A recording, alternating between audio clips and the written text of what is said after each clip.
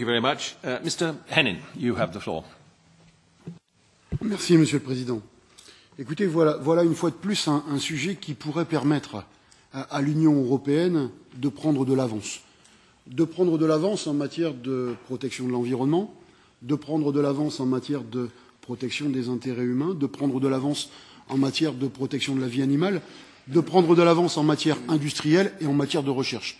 Et puis, comme beaucoup de sujets, on a le sentiment qu'on va rester au milieu du gué, qu'on s'arrête parce qu'on ne sait pas si on doit continuer à vouloir aller sur la berge en face ou repartir sur la berge qui est derrière nous. De quoi parle-t-on? On vient de nous dire, eh bien oui, mais si on n'a plus de sachets, on va devoir abattre des arbres pour faire des sacs en papier. Sait-on en Europe qu'il existe aujourd'hui des sacs plastiques entièrement biodégradables produits à partir de la fécule de pomme de terre ou de l'amidon de maïs? Le sait-on? Sait-on qu'il est possible de développer la recherche, de faire en sorte que l'on associe recherche, agriculture et industrie pour préserver nos emplois? Parce que ce que l'on ne dit pas dans cette commission, c'est que déjà, les propositions ne sont pas suffisantes parce qu'on a le sentiment profond que l'on défend les intérêts des lobbies pétroliers.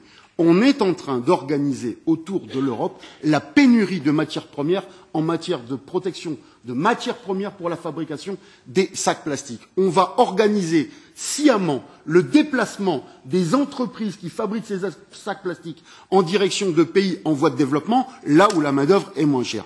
Nous proposons, nous, d'aller beaucoup plus loin et d'agir différemment. Une surtaxe sur tous les produits qui sont dangereux pour les animaux et qui sont dangereux pour les humains.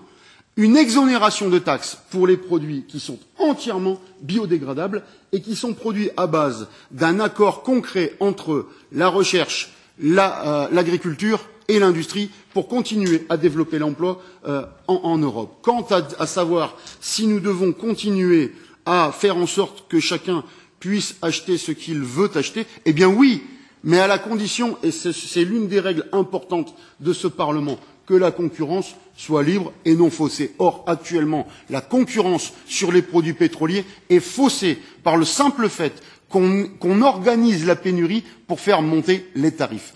Frappons fort, sauvons l'industrie qui fabrique les sacs plastiques, mais qui se transforme en industrie de fabrication de sacs plastiques biodégradables. Créons les conditions d'un rapprochement entre l'agriculture et l'industrie et nous ferons œuvre de bonne volonté pour l'Europe. Thank you very much.